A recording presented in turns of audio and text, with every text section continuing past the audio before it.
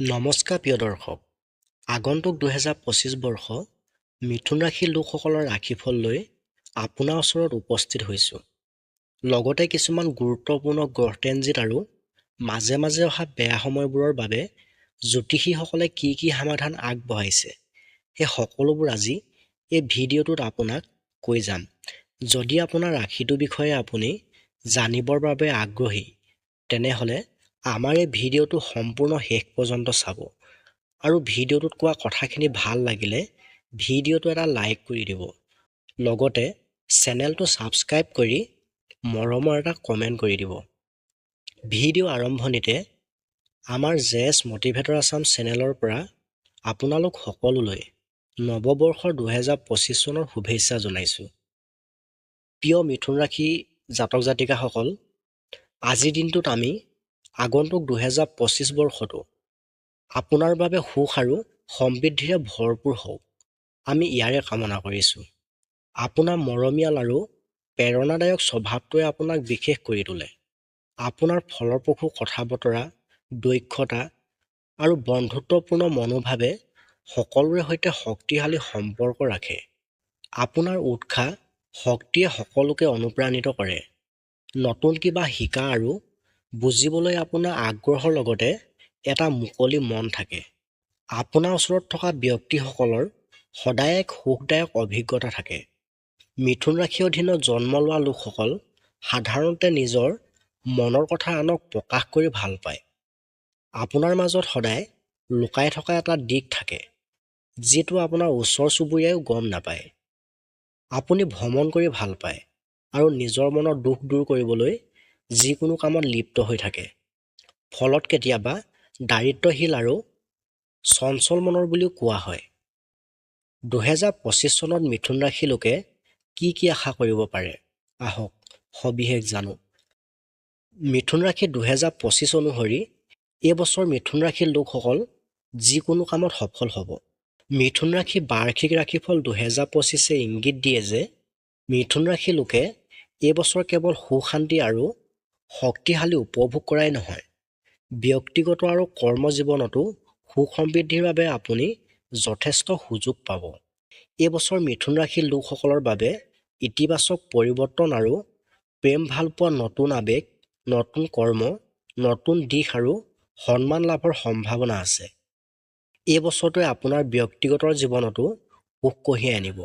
অৱশ্যে আমি জানিব পাৰিছোঁ যে পাৰিবাৰিক জীৱনত আপুনি কিছুমান প্ৰত্যাহ্বানৰ সন্মুখীন হ'ব পাৰে। কিন্তু এইবোৰত ভয় নকৰিব, কাৰণ এই সকলোবোৰ আমাৰ জীৱনৰ এটা অংশ হয়। সেইবোৰ ধৈৰ্য আৰু বুজাবুজিৰ মাজত নিয়ন্ত্ৰণ কৰিব পাৰি। মিথুন ৰাশি ২০২৫ আপোনাৰ প্ৰেম জীৱনৰ বিষয়ে কি কৈছে জানো আহক। মিথুন ৰাশি বাৰ্ষিক ৰাশিফল ২০২৫ অনুসৰি মিথুন ৰাশিৰ লোকে ব্যক্তিগত জীৱনতো সুখৰ অনুভৱ কৰিব। যদি আপুনি বিবাহিত, তেন্তে আপোনাৰ সংগীয়ে আপোনাক ভালদৰে বুজি পাব। আপোনাৰ সৈতে গভীৰ আৱেগ আৰু মৰমেৰে সম্পৰ্ক স্থাপন কৰিব। আপোনাৰ বৈবাহিক জীৱনত ইতিবাচক পৰিৱেশ সৃষ্টি হ'ব আৰু বছৰটোৰ ভিতৰত কোনো ডাঙৰ বিবাদৰ লক্ষণ নাই। এই বছৰ আপোনালোকৰ মাজত কথা বতৰাবোৰ মধুৰ হ'ব। অবিবাহিত লোক আৰু যিসকলে বিবাহ এংগেজমেণ্ট এইবোৰৰ কথা ভাবি আছে বা দিন ঠিক কৰিছে, নাইবা সম্পৰ্কত সোমাবলৈ পৰিকল্পনা কৰিছে, এই বছৰটো অতি অনুকূল হ'ব। কম কষ্টত আপোনাৰ সংগীক লগ পাব আৰু চিনি পাব। প্ৰেম সম্পৰ্কত থকাসকলৰ বাবেও এই বছৰটো আটাইতকৈ সুন্দৰ হ'ব। এইবাৰ দুয়োজনে ইজনে সিজনক ভালদৰে বুজি পাব। আপুনি আপোনাৰ পাৰ্টনাৰৰ সৈতে সেই সম্পৰ্কত আগবাঢ়ি যাবলৈ আৰম্ভ কৰিব আৰু সততা আৰু বিশ্বাসৰ অধিক গুৰুত্ব দিব। আপুনি অধিক পৰিপক্ক হৈ পৰিব আৰু সৰু কথাবোৰে আপোনাক আমনি নকৰিব। মিথুন ৰাশি ২০২৫ আপোনাক কেৰিয়াৰ আৰু ধনৰ বিষয়ে কিছু কথা এনেদৰে কৈছে। মিথুন ৰাশি লোকৰ কেৰিয়াৰ কথা আহিলে, মিথুন ৰাশি ২০২৫ দেখুৱাইছে যে বছৰটো যথেষ্ট পূৰ্ণতাপূৰ্ণ আৰু উপভোগ্য হ'ব। চাকৰি ক্ষেত্ৰৰ সৈতে জড়িতসকলে ভাল ভূমিকা আৰু দায়িত্ব উপভোগ কৰিব। অফিচ বা কৰ্মস্থলীত সকলোৱে প্ৰশংসা কৰিব। আপোনাৰ ছিনিয়ৰসকলৰ পৰাও আপুনি প্ৰশংসা পাব পাৰে। কিন্তু যিসকল ব্যৱসায়ৰ লগত জড়িত মিথুন ৰাশিৰ লোক আছে তেওঁলোকে কিছু বাধাৰ সন্মুখীন হ'ব পাৰে। কিন্তু বছৰৰ শেষ ছমাহত আপোনাৰ প্ৰচেষ্টাৰে ফলাফল দেখুৱাবলৈ আৰম্ভ কৰিব আৰু আপুনি পছন্দ লাভ কৰিবলৈ সক্ষম হ'ব। মিথুন ৰাশিৰ ফল 2025 অনুসৰি বছৰৰ প্ৰথম ছমাহ বিত্তীয় দিশটো বৰ ইতিবাচক যেন দেখা পোৱা নাই। এই সময়ছোৱাত খৰচ বেছি হ'ব পাৰে আৰু আপোনাৰ এটা খঙাল স্বভাৱ আছে যাৰ বাবে খৰচ নিয়ন্ত্ৰণৰ বাহিৰ হৈ যাব পাৰে। আয় অনুসৰি বাজেট বনাব আৰু খৰচ কমাই ৰাখক, নহ'লে খৰচৰ মূল্য বৃদ্ধি পাব পাৰে আৰু খৰচ আপোনাৰ তুলনামূলকভাৱে কম হ'ব। বছৰৰ দ্বিতীয় অধ্যায়ত ব্যৱসায়ৰ লাভালাভ দিবলৈ আৰম্ভ কৰিব।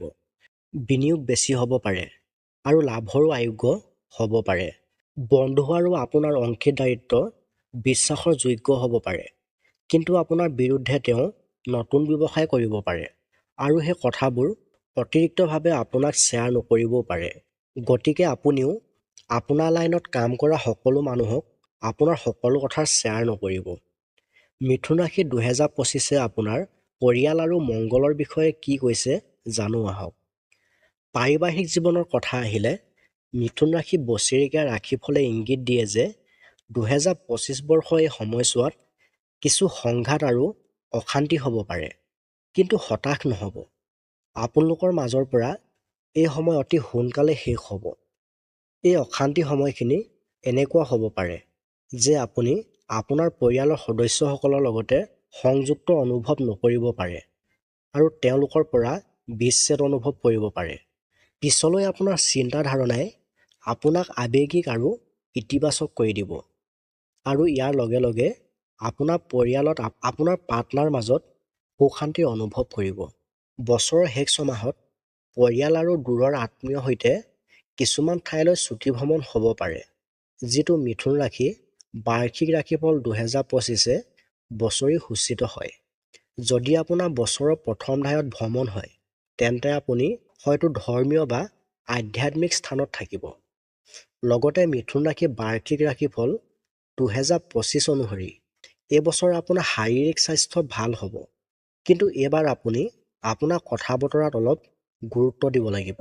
এই 2025 বৰ্ষত মিথুন ৰাশিৰ লোকসকলৰ মানসিক স্বাস্থ্য ভাল হ'ব, কিন্তু যিসকল লোকে এনিটাইম যিকোনো কথাবোৰত মানসিক চাপত থাকে আৰু অত্যাধিক চিন্তা কৰে, তেওঁলোকে সাৱধান হৈ নিজৰ চিন্তাধাৰণাক ইতিবাচক দিশলৈ ঘূৰাই আনিবলৈ চেষ্টা কৰিব। লগতে নিজৰ মনটো সুখী কৰি ৰাখিবলৈ চেষ্টা কৰিব। ইয়াৰ ফলত আপুনি আৰু নিজকে সুখী আৰু শক্তিশালী অনুভৱ কৰিব। ইয়াৰ পিছত জানক এতিয়া কোন গ্ৰহ ক'ত ট্ৰেনজিট কৰিব আৰু ইয়াৰ ফলত আপুনি কি কি সুবিধা লাভ কৰিব। 2025 চনত কিছুমান গুৰুত্বপূৰ্ণ গ্ৰহ ট্ৰেনজিট হ'ব।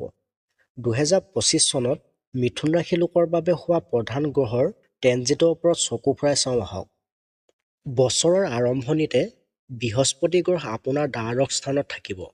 মে' মাহত ই আপোনাৰ আৰোহীলৈ ট্ৰেনজিট হ'ব, যিটো আপোনাৰ প্ৰথম ঘৰ আৰু ই আপোনাৰ স্বাস্থ্য, কৰ্ম জীৱন, বৈবাহিক জীৱন উন্নত কৰিব। অক্টোবৰ মাহত বৃহস্পতি গ্ৰহ আপোনাৰ দ্বিতীয় ঘৰলৈ ট্ৰেনজিট কৰিব, যিটো আপোনাৰ পৰিয়াল আৰু বিবাহিত জীৱনত বিত্তীয় আৰু ধন সঞ্চয় অধিক ইতিবাচক আনিব। শনিয়ে আপোনাৰ নৱম স্থানৰ পৰা দশম স্থানলৈ ট্ৰেনজিট কৰিব, যিয়ে আপোনাক কেৰিয়াৰ স্থিতিশীলতা প্ৰদান কৰিব।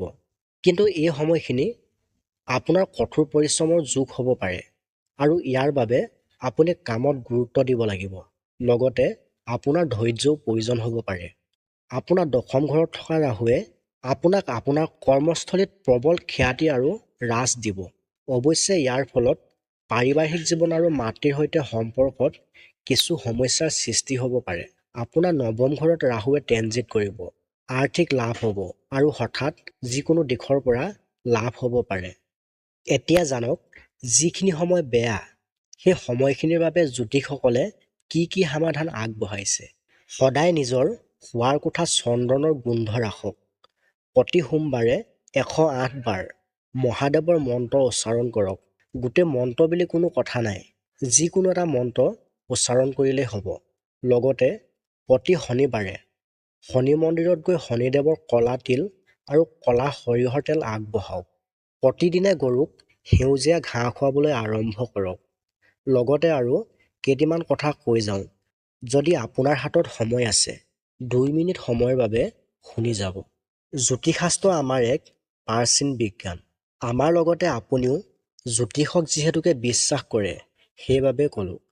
জ্যোতিষশাস্ত্ৰ সঁচা অৰ্থত মানৱতাৰ ভেটি বুলি কোৱা হয়। জ্যোতিষৰ সহায়ত এজন ব্যক্তিয়ে নিজৰ জীৱনত বহুত সমস্যাৰ পৰা মুক্ত পাব পাৰে। জ্যোতিষ সৃষ্টি হৈছে ভৱিষ্যতৰ বিভিন্ন কথা আগজাননী দি মানুহক সহায় কৰিবলৈ। জ্যোতিষৰ শাখা অতি বিশাল। ইয়াত বহুতো উপশাখা আছে, যিবোৰ বিভিন্ন ধৰণে ব্যৱহাৰ কৰিব পাৰি। জ্যোতিষৰ সেই সকলোবোৰ উপশাখা মাষ্টাৰ হোৱাটো ইমান সহজ নহয়। জ্যোতিষসকল জ্ঞান আৰু অভিজ্ঞতাৰ বাবে খ্যাত। ৰাশিফল, বাস্তু, ৰত্নবিজ্ঞান, তাল বিজ্ঞান, বহুতো জ্যোতিষ শাখাত তেওঁলোকৰ বহুত অভিজ্ঞতা আছে। আজিৰ যুগত জ্যোতিষশাস্ত্ৰ অতি ভাল জ্ঞান থকা এজন জ্যোতিষ বিচাৰি পোৱাটো বহুত কঠিন হৈ পৰিছে। আজিকালি বহুত ভুৱা জ্যোতিষ আছে, যিয়ে কেৱল টকাৰ বাবেহে আছে। কাৰণ এতিয়া অধিক সংখ্যক লোকে জ্যোতিষৰ সহায় লয়। তেওঁলোকৰ জীৱনটো অধিক জটিল আৰু অশান্তিদায়ক হৈ পৰিছে। আৰু আমাৰ সকলো মানুহৰ মাজত ইমান সময় নাথাকে।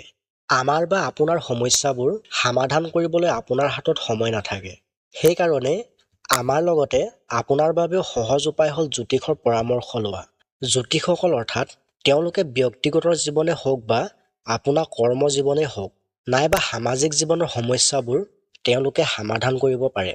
যদি আপুনি বিদেশত বিয়া পাতিছে, মাটি কিনিছে বা নতুন ঘৰ কিনিছে, নাইবা আপুনি ওচৰতে মাটি কিনি তাত ঘৰ বনাইছে, বা আপুনি কিবা আৰম্ভ কৰিব বিচাৰে, এনে কিছুমান কামত জ্যোতিষে আপোনাক গুৰুত্বপূৰ্ণ কাম কৰিবলৈ সঠিক তাৰিখ আৰু সময় জানিবলৈ সহায় কৰিব পাৰে।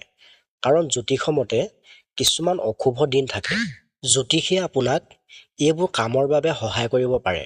কাৰণ জ্যোতিষৰ মতে অশুভ দিনত যিকোনো শুভ কাম আৰম্ভ কৰিলে বিফলতা বা বিপদজনক পৰিণামো হ'ব পাৰে। গতিকে আপুনি যদি এনেধৰণৰ যিকোনো কামৰ বাবে এজন জ্যোতিষৰ প্ৰয়োজন হয়, এজন ভাল জ্যোতিষশাস্ত্ৰ জ্ঞান থকা জ্যোতিষৰ পৰামৰ্শ ল'ব। যিকোনো জ্যোতিষৰ পৰামৰ্শ ল'লে বিফলতা বা বিপদজনক পৰিণামো হ'ব পাৰে। প্ৰিয় দৰ্শক, আজিলৈ ভিডিঅ'টো ইমানতে শেষ কৰিছোঁ। যদি আমাৰ এই ভিডিঅ'টোত আপুনিও একমত, তেনেহ'লে আমাৰ এই ভিডিঅ'টো এটা লাইক কৰি চেনেলটো ছাবস্ক্ৰাইব কৰি দিয়ক। ধন্যবাদ।